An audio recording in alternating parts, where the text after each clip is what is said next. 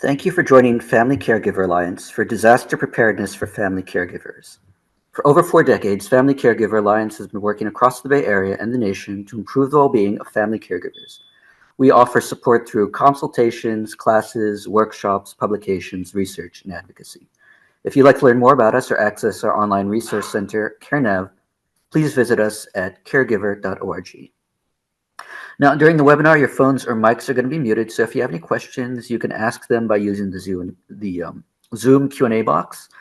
Chat will also work. And if we have time, we will be able to field some questions after the end of the presentation, so we'll just have to see. But otherwise, feel free to reach out to our presenters with additional questions. They'll leave their contact information. So today we have Yamilek Sarazo, and also helping out on chat is Isaac Galindo, and I'd like to turn it over to Yamilek. Hello, good morning, everyone. My name is Yamilek Sarazo. I am with St. Barnabas Senior Center of Los Angeles. Today we will be talking about disaster preparedness for family caregivers.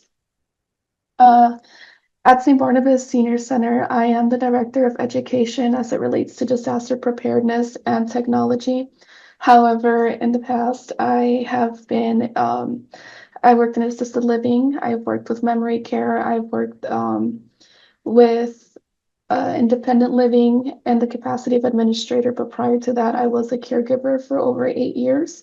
So I've been able to help train and work with formal and informal caregivers to ensure that they have training and education on how to assist family, loved ones, or the people that they care for in a disaster. Okay. We would like to start with talking about how to assist someone with dementia during a disaster or an emergency. Many of you, or maybe some of you, work with individuals who have dementia, and you understand how dementia is affecting them or how it affects their ongoing or day-to-day lives. They might forget their names. They might start getting lost in familiar places or difficulty managing activities of daily living. They might have changes in their mood. And we know that it ranges from memory lapses to becoming confused, or sometimes they are unable to communicate or have mobility issues. And I'm sorry, I got a little distracted with the chat. So when assisting someone with dementia during a disaster or emergency, it's important to have a plan and to practice that plan, especially with individuals with dementia, because they struggle with sudden changes or following longer instructions. So having a plan and practicing it or incorporating into their routine can allow to reduce the stress or the confusion. We know the basics: identify exit routes, the transportation options, and destinations ahead of time. But if we can incorporate those exit routes and we can incorporate or have consistency in the transportation options and the destinations, it would assist during a disaster or an emergency situation where they have to evacuate. During this plan, or during this presentation, I will be introducing words that you might not be familiar with, but on the following slides, I'll be able to go into details and explain how you guys can get these skills or get these resources. So just bear with me. So one thing that we recommend you do is pre-register with shelters or emergency services. There is something called AFN. It just means that you care for a person who has access and functional needs. So during a disaster, they will have knowledge of your condition. They will have knowledge and be able to assist you or have priority in giving you resources. We also recommend having a small go bag with certain items ready. I have the worksheets of a go bag and the stay box, but because those are workshops within themselves, I will be providing it to the FCA so they can distribute it with you guys. And it's very step by step, and it gives information on where you can get these free resources. You can order them and have them mailed to your house. So I'll go ahead and send those, send all these links, and I'll also send the PowerPoint or the presentation itself so that you guys can have it for your records and refer back to it. So I will send the go bag and the stay box, everything that's recommended for it, just because I really do want to go into these new resources that are coming out. So the AFN, the access and functional needs, is a term that is used during an emergency situation. Um, and it is so that these individuals can get help before, during, and after the disaster. Like, for example, the power outages and evacuations. So the individuals who qualify for AFN or who can be listed as a AFN are individuals who have durable medical equipment, DME, for example, oxygen, ventilators, or things that require electricity, or people who have mobility challenges. For example, they need wheelchairs or walkers, who are visually impaired, deaf or hard of hearing, older adults, non-English speakers, or individuals who have developmental or cognitive disabilities, or who would need assistance in communication or transportation when during an emergency. Um, so why register as an AFN? If you need if you need time, or if you need accessible shelters, if you know you're going to be at a shelter and you know that you'll need a quiet or a dim place, or just accessibility throughout the shelters, you want to let them know ahead of time so that um, they themselves can practice or make a plan for when you arrive, or to know exactly how many individuals um, will they need to accommodate with these with for these resources. Um, and sorry, when registering as an AFN, they would be able to provide specific transportation. If you know you need a wheelchair ramp into the van, or specific, you need a van for the member themselves, because they cannot be around other people, or they get nervous or stressed. Sorry, I'm with the chat. Yes, I will share everything, and then I will share everything, and then I will review it on the upcoming slides. And I'm sorry, I probably should have done this earlier. I got a message saying that Zoom is very low. Is everyone else having that issue? That the sound is very low?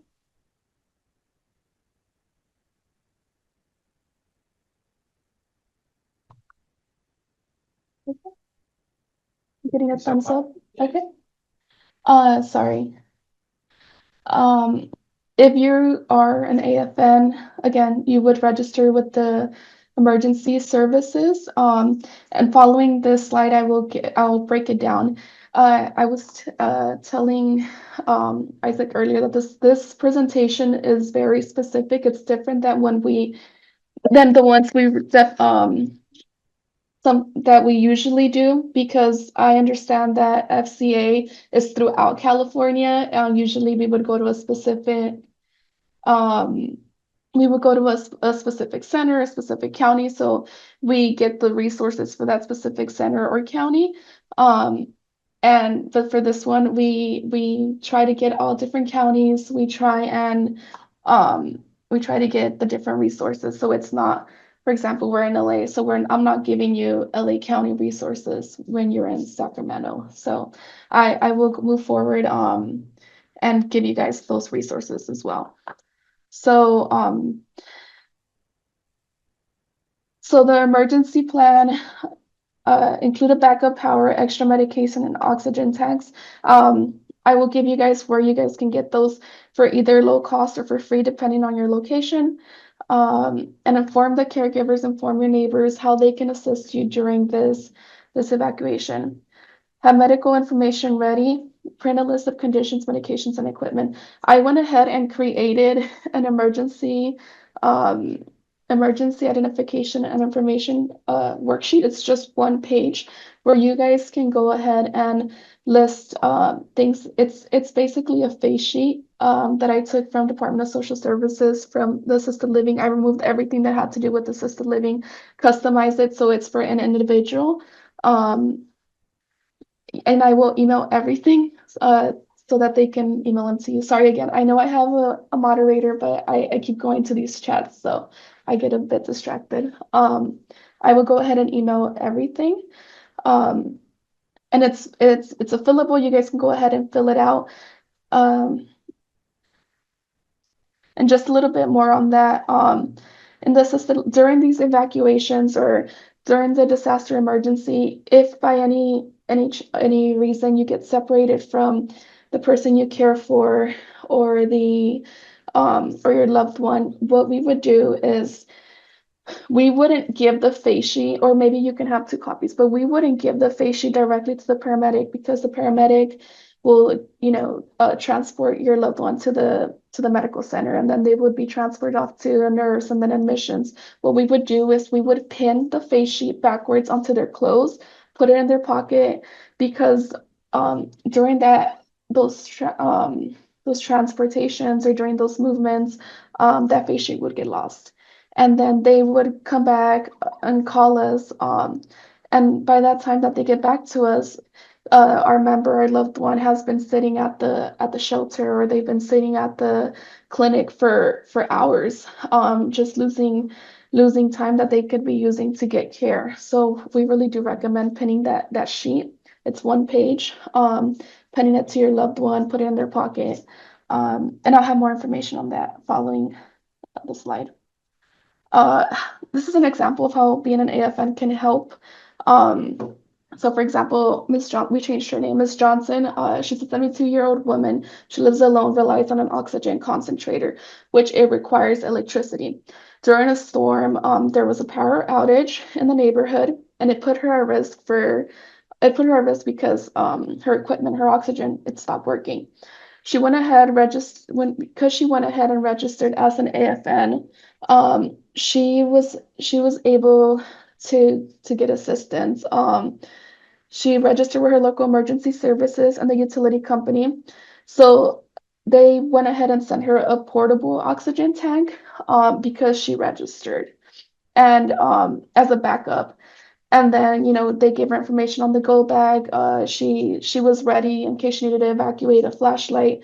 And they gave her extra supplies for her to shelter in place until it was time to evacuate, or if she had to evacuate. But most importantly, yes, they gave her the portable oxygen tank. But when you're an AFN, they will set you on a list. So when the electricity does come back, or if they're getting, they can only give electricity back to certain homes, it will add you to a priority to have your services restored faster. And sorry, again, going back to assisting someone with dementia during a disaster. Um, if And I understand it's very sensitive because we don't want to put medical bracelets on our loved ones. Yes, PGE. I will put that. I'll get to them. I recently learned about PGE. I'm gonna minimize the chat because I keep getting distracted. Um, and I will definitely get back to your questions. Um, Sorry, the medical bracelets, necklaces, or wallets, if you can just list their name, diagnosis, or even your phone number on there in case they do wander, or you guys get separated because of capacity, or if you guys have to evacuate in one van, you guys cannot both fit. Just something that they have on them that could help them get back to you. Um, Medication list, physician contacts, all this information you'll be able to add to that face sheet that was created. But most importantly, the insurance cards, and it's just a side note from from experience. I understand that we get new cards every year. Try and keep them up to date. The medication list, try and keep them up to date. You're able to ask your pharmacist for a straight printout with the medication list and how it should be taken. If you can just get one or ask them to automatically send you one each time there is a change, and you can just take them out. Swap them out just to stay consistent or just to stay up to date. Um, and again, the GPS enabled bracelets, watches, or smartphone, if there's a wandering of risk. Um, I will send you guys all this, but there are free GPS or tracking programs for individuals with dementia. I try to get some from all over California, because I know we're from all over California. So there are programs that will give you free bracelets or free services, or low-cost services. So I will definitely send this out to you guys.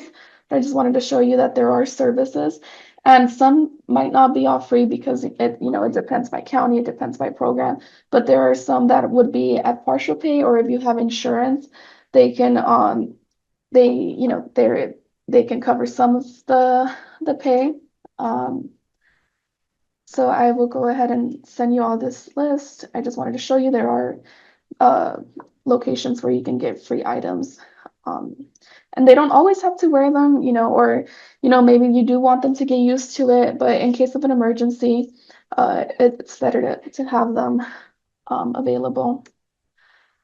And here we go, PGE. Someone asked about PGE. Medical baseline, yes. So I try to get different counties and different programs from different counties, but these are the main ones that I was able to see that had the medical baseline program. Some of them are providing you with backup power solutions, depending on your location. Um, and then they will send you free battery kits or the notifications. I understand that disasters do happen, and they happen sometimes without warning, but there are apps, and I'll get into those later, that even if it's 10 seconds or anything, those seconds matter. So sorry, preparation outreach. And we're in Southern California, so they appear a little bit more, but I can, if you my contact information will be towards the end. If you send me your location and what exactly you're looking for, I can give you very personalized details to your individual's diagnoses, or to your county, or whatever information you might need. I can give you the details needed. Here we go. This is just more visual. So the name of the program and what can they provide. One thing is the bill relief. For example, if it's a very cold winter, there's storms, things like that. You might need to keep the temperature at a certain rate, because you don't want to stress or make your loved one nervous, or you don't want too many changes. So obviously your bill will change. So if you can get bill relief, I really do recommend you apply for it. That way you can help keep that calm, help keep that consistency in the person you care for, in their home, in their life. And here are just more agencies, more utility companies, and where they're at, some statewide, some very specific to counties. But they all have their critical care list, their AFN. They all have a specific name for them, but just calling them and letting them know what you're looking for, they can tell you the name and how they're listing it. But the thing that really concerns us all is the power access, whether it be because of a storm, whether it be because of a heat wave, earthquakes. It's that power access, especially when you depend on it for oxygen, or when you depend on it for your airflow mattress. or even just for the light, because we know if there's no light, it's a fall risk, or the member becomes anxious or stressed. And going back to assisting someone with dementia during a disaster or emergency.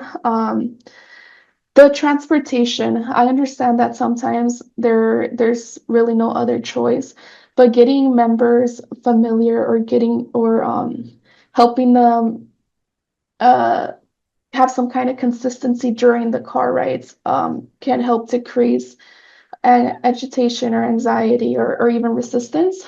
Um, so if we are not able to use the same vehicle, maybe we can try using the same seat. Like, hey, I always sit next to my loved one, so I'm gonna try and sit next to her now. Or maybe it's not safe for her to sit next to me now. So just maybe we can do sensory cues. Maybe we can maybe not play the same song over and over, but we can play the same kind of music over and over. Maybe we can have some key items like a blanket, or a pillow, something that maintains their comfort. That way, if they're not at a specific sorry, that way if they're not in the same car, they still have the same items. They can still have some sense of familiarity. I know sometimes it's impossible to limit the noise, limit the crowds, because at one point we're all just trying to evacuate, and we're in fight or flight. But if we can communicate with the driver, hey, my loved one needs us to keep a quiet environment. Can we please try and shut down the music? They should be more than understanding. But again, it's all about communicating with them, and then letting them know ahead of time of what you might need. Just trying to let them know ahead of time, because some disasters can strike at any time. I understand that many of us, it's just many caregivers, unfortunately, it's sometimes just the loved one and the caregiver. Or it's just, two individuals in the home. But if you can assign what we call a buddy, but that buddy, it's really hard to manage both the logistics and the emotional care of someone who is becoming anxious or who is wandering. So if you guys can, if you have a volunteer, or your neighbor who agreed ahead of time to assist you, um, then possibly you'll be able to, hey, I'm gonna be with, and I'll use my mom as an example. I'll be with mom. I'll support her. I'll walk with her. I'll um I'll assist her, and you get us out of here. You find us some safety. You talk to the shelter, and just set those roles, set those expectations ahead of time, um, and until you guys are in a safe location.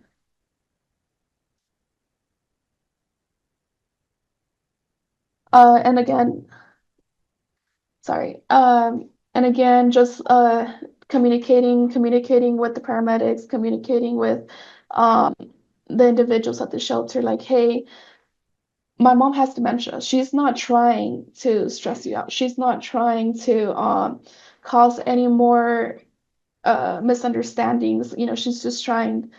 She just has dementia, and she might wander, and she might not be able to follow your instructions, but I'm able to assist. Please redirect any questions to me. Um, just just letting them know ahead of time, like, hey, mom needs to be at a quiet, or a dark area, not a dark area, but like a well lit room.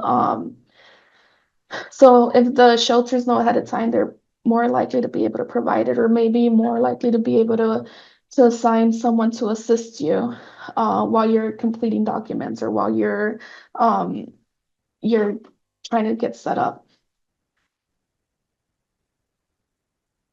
Uh, but if you have time before a disaster, there are some things that you can do. For example, if you know you're going to have to shelter in place, or you know that evacuating might not be uh, the fastest option. So if you do have time, you do have the support, you can anchor the heavy equipment and appliances around the room down. I know uh, sometimes they have a very small space, or you might have had to convert a small area in your house in order to accommodate for your loved one. But if you can, find a way to keep the bed away from the windows or the shelves or anything that can fall down, um, a small emergency kit. We do have, our program does have emergency kits. Um, and I can coordinate with FCA and see how we can get them out to you. Um, and we can, or maybe we can mail it directly to them and they can mail them to you. But just having a small emergency kit, a small flashlight, a whistle. We all have phones, but do you have a portable battery for that phone?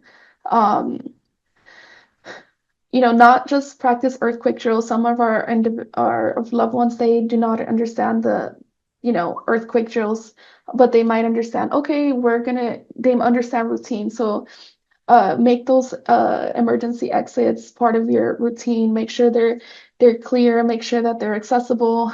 And then also for individuals who are bedbound individuals, again, identify the safest place in the room to move them if possible, or ahead of time, move them away from windows or heavy furniture if they cannot be anchored down.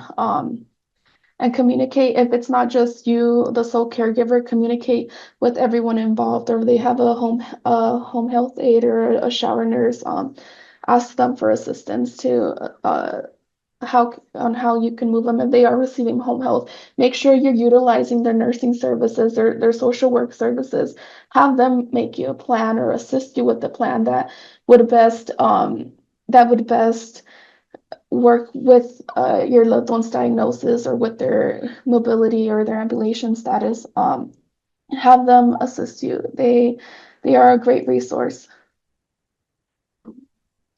And during an earthquake, we all know we can't stay calm, but we can try and reduce our anxiety, try and give them a sense of calmness. And if possible, protect the individual, protect their head and neck with the pillow or hands protection from anything that's falling. I do have, I will show you how to do that, but it's in the different slide. Move any dangerous objects away from the bed and do so quickly. Um, if the earthquake is strong, it might be safer for the person to stay in the bed rather than to try to move them. And again, if we can try and move them away from the windows, heavy objects, so they do not fall. Use a sturdy blanket or sheet to slide or lift the person if necessary, and if you can help. And use the blankets or pillows to shield them from any falling debris. I have a different step-by-step on how to assist, how to transfer immediately, how to transfer them onto a blanket and drag them out. But again, that's a workshop on its own. So I will send you guys all of the information step by step with images and videos, so you guys can have them and look at what is best for your individual. You might assist someone that's in a wheelchair, you might assist someone in a walker, and you might assist someone who cannot reposition themselves on their own. So I will send all those details to you guys. Um, if needed, call 911 so they can inform them of the individual if you had to evacuate, or if you had to get help and you can no longer access them. Check for any fire, smoke, or anything that's blocking the exits. Always try to make sure the exits are not blocked ahead of time. I know that, again, you might have converted a small location to accommodate for your loved one, but try and have those exits blocked as soon as you're done moving the loved one or you're done repositioning them. Um, Place a slide sheets or sturdy blanket under their body, support their head, neck, and limbs. Secure oxygen and medical devices. If you do have durable medical equipment, make sure you're talking to the company that provides them, because they should be able to come and secure those at no cost. Uh, they just because you can always shop around for your DME, even if it's a referral, because you should be able to ask them for assistance, or ask them to train you, or what to do in case of a power outage. They shouldn't just be dropping off the devices and leaving. And a lot of DME companies are pretty good about offering the support. So take their support if you have the time. If not, ask them to come back or reschedule, or if they can give you more information. But they should be able to secure oxygen, because they need to be able to they should be delivering it safely. The dragger guide the person. I will show you guys how to drag them out with the blanket, how to carry them out, if they're fairly heavy, how to use multiple individuals. Um, Avoid the stairs unless you're using an evacuation chair. Sorry. And keep the body aligned to avoid twisting. I know this is like very step by step, but I will show you guys the images. So this is just a very general image. If they're in a wheelchair, a cane, or a walker, if that's what I meant, it's a whole workshop on its own, but I will send you the step by step with more details for each of these scenarios. The MyShake app, it's an app. It gives you information if there's an earthquake coming. Yes, it might just be a couple of seconds in advance, but those seconds matter. Along with that, they will give you information of what's going on in your community, any evacuation issues, or if there's if there's an alert that there might be an aftershock or things like that. I recommend downloading the MyShake app. My team can get on if you guys email me, you can set an appointment, or we can help you live to install the MyShake app. Or we also have videos on how to step by step install them onto your Android or your iPhone.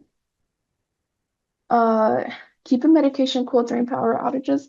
If you have individuals who require medication to be refrigerated, like insulin, you if you lose your power, you will need to, or you need to evacuate, you will need a medication cooler. Um, and I'll show you guys on the next slides how to get it. And you need, because you need to control that temperature. So you would freeze and wrap gel packs to pack the medication cooler, make sure it stays cool. Um, and because some meds they will freeze if they're not properly stored. But most importantly, you would carry a copy of your prescription in case you do need to disregard that medication, in case they get too warm. So here are some keywords on how to search them, because some need to be very specific to the medication. There are some with battery, there are some with USB charging. Some you might need them to be lightweight because you can't carry much, or very small, or there's different specifics that you might use. You can go to Amazon, Walmart, Walgreens. If you're if you work with CVS or a DME company, they should be able to provide those for you as well. Or if you work with a specialty pharmacy, you can ask them to provide one as well.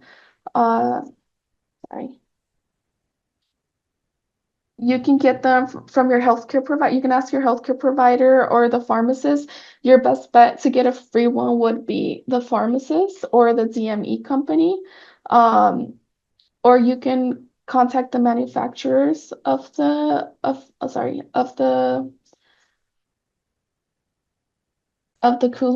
cooler, or any nonprofits. Check in with your local health department, or some of them will be covered with insurance through the DME company. So if you already have a oxygen, or if you already have a DME company, reach out to them and see if they can give you a free cooler for medication. Um, the oxygen concentrators, they need electricity. So if if the power is out and you need a backup battery or a generator, you would need to, sorry, ask ask your provider if they can provide you with a portable oxygen tank or a rechargeable battery. The next slides I will show you where you can get those as well. And just like the example of Miss Johnson that I gave earlier of how she registered and how she was able to get these things in advance and then get her power back on as priority. These are some things that you can do if you have equipment that depends on energy. If you do not have a backup, call 911 immediately. The responders can assist you with oxygen supply during a crisis. Um, and again, keep a printed list of your oxygen settings and type emergency contacts. Consider getting a portable generator or a power bank. For electric wheelchair users, the backup power and charging, keep a fully charged spare battery and charger ready, or invest in a portable power bank, and have a manual wheelchair available as a backup in case the power runs out. Here are some of the free backup power options for electric wheelchair users. And again, if your location or if your needs are not listed on here, message me and I can have my team compose a list of things that you can do, where to go, phone numbers, how you can directly apply for these benefits or for these resources. Very step by step. Please do not fear reaching out. We are more than happy to help. Uh, the airflow bed mattress, this one happened to me. There was an outage, and we had a member who they needed the continuous alternating pressure because of their skin integrity. So we did not have a backup power or backup battery. So in a matter of minutes, they were flat on the bed because their mattress deflated. Um, Luckily, we had a different mattress. It was not ideal, but in the meantime, when we were able to get the generator, we were able to transfer them onto a different mattress. But don't let that happen to you. If you can prevent it, keep backup battery or portable power source. Um, if this does happen to you, make sure you are able to provide pressure relief, like put them on a schedule to reduce the pressure ulcers. Try and switch them every 2 hours or every hour if possible, if realistic. And make sure you have stocked up extra pillows or foam wedges to support or reposition, have wound care supplies accessible in case they are needed, and inform your other other caregivers. But again, if you can get them on that registry, and you can get a free backup battery or portable power source, I highly recommend you do that. Uh, but yes, the DMV company, because of depending on your area, if you have a high likelihood for power outages, they should be able to provide a backup battery source. So the information for the medical beds, it's similar to the resources are similar to the other portable battery programs.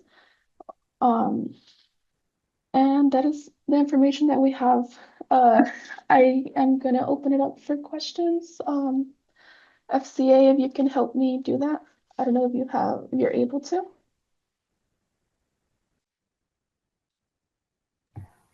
Thanks so much. I was definitely also looking at chat with Isaac. One question that I saw, I apologize if you answered this, is the AFN, I don't know, program or designation, is that California or nationwide? I'm not sure about nationwide. They might have a different name, but I know it's California wide. Thank you. Let's see, going You through. can find it in different counties. And again, I will be sending all the information with the resources, the names, resources, anything. I'll be sending it out to our contact at FCA so they can distribute it and give it to you guys. But also, please feel free to email us. I know this information, it has to be very tailored to you. It has to be very tailored to your individual's diagnosis. It has to be very tailored to your county. So we're more than happy to do that research for you. We understand your time is valuable. You're caring for your loved one. So we will be more than happy to put a package together for you with links, everything ready for you just to apply. And if you have issues with technology, my technology department will be more than happy to help you apply. Thank you. Just looking at the chat, I think Isaac's done a good job of answering everyone's questions. I did get one question. I apologize if this was answered, but someone was asking just via email a little while ago. I don't know if they were able to attend, but they're wondering for, especially for us in California, we have wildfire issues where you kind of have to evacuate rather quickly, or more often than not, they're mandatory evacuation orders. And I think in other places you might have like flooding, evacuations. I think that's very common across the country.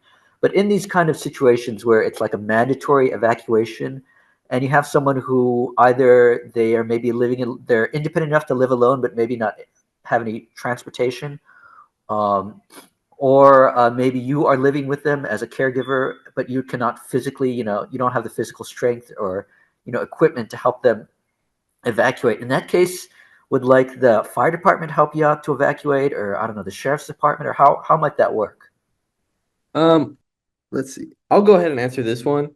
So in terms of evacuation, it's really important especially for caregivers and older adults that live in those zones, to be signed up for evacuation alerts. Most of the time during a fire, there will be three stages of an evacuation alert, where there is a warning stage, and then there's an evacuation order.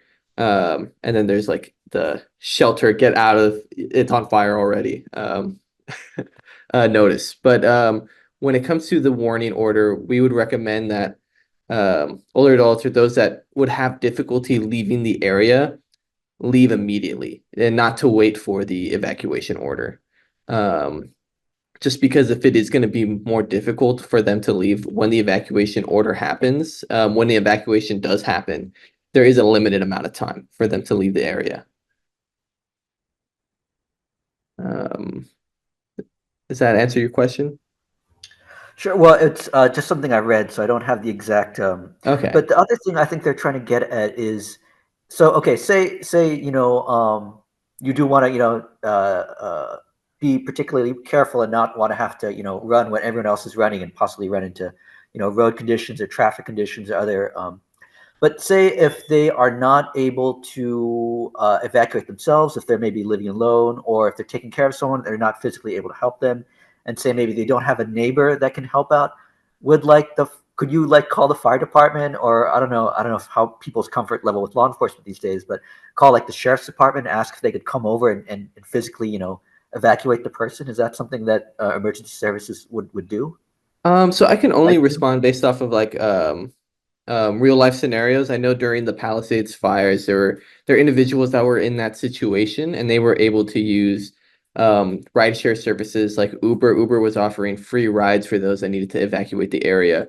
So I think it's just understanding what resources you have, and it's all about the first step of preparing.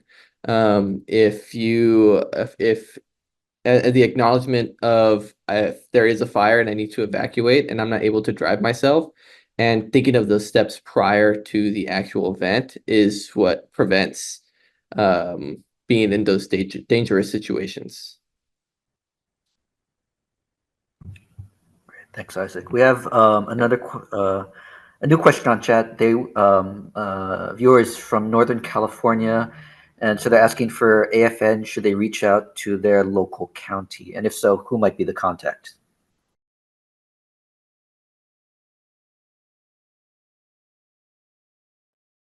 For Northern California, if Sophie, would you mind sending me an email with that so I can give you very specific exactly who to reach out to? I can get that information to you, exactly, like their phone number, email, just to make sure I'm giving you the accurate information. Because I know there's things in the slide with information for Northern California, because I was very specific about having all areas of California. So I'll get that information to you, but I will also make a note of it and make sure that it is in the package that I send out so that you can see it there.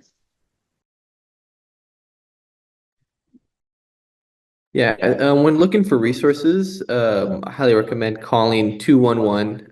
It's kind of like the do all be all for getting resources. But again, we understand that this information is very tailored, that the research has to be done, so we're more than happy to do that research for you and send it directly to you. Ivy, yes, I will put what type of information would you be interested in, Ivy?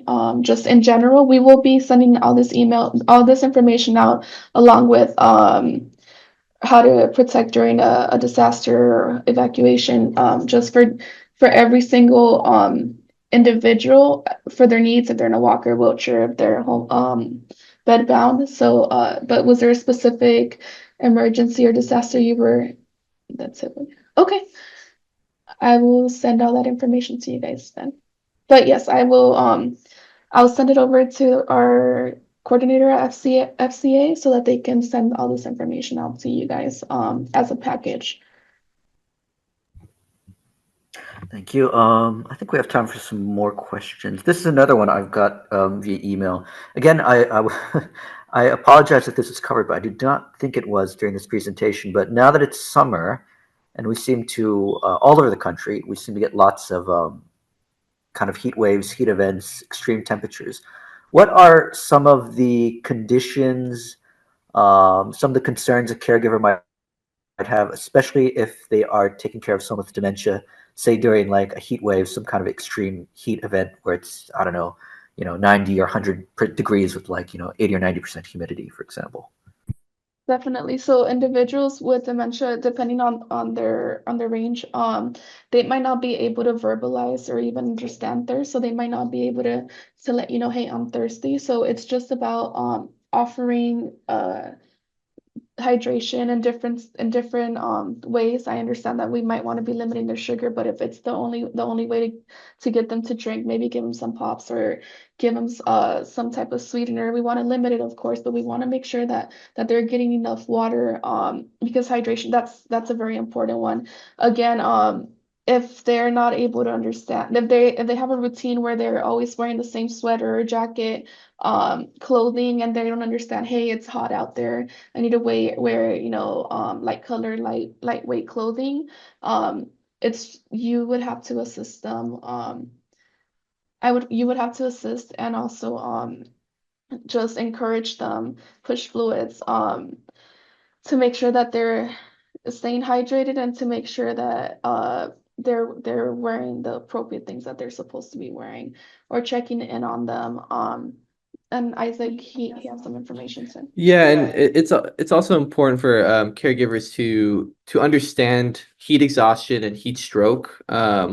Especially with older adults, they may not directly feel the heat and might overdress for the situation.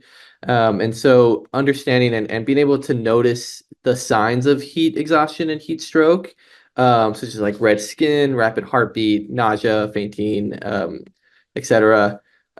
Just by being able to notice it and keep an eye on them, it should prevent anything bad from happening. But if you are noticing signs of heat stroke, that is or heat exhaustion, it's important to hydrate, and if it's the signs of heat stroke, to kind of help them out and either seek medical attention or get them into a cool place as soon as possible. Ivy, Kathy, and Sophie, I've received your information, and I will make sure to send that over to you. Just Jan, I'm sorry if I mispronounced your name.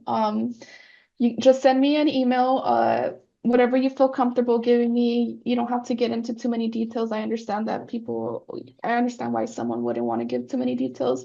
Hey, I'm caring for a 94-year-old female. She has dementia, limited mobility.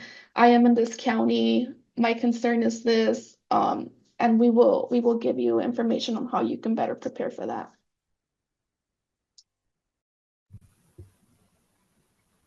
And we also do provide a newsletter, and I know I'm working on this upcoming month's newsletter, and that one will come with a video on kind of the signs of heat exhaustion and heat stroke. And so if you're interested in getting that information or just more useful information monthly, feel free to go on our website and sign up for our newsletter. It's a good resource for information like this. Isaac, your website, could you please list it for everybody and maybe type it into chat just so they have it Yeah, as a I'll reference? type it out right now. If you just scroll to the bottom of the page, there is a little area where you can sign up for the newsletter.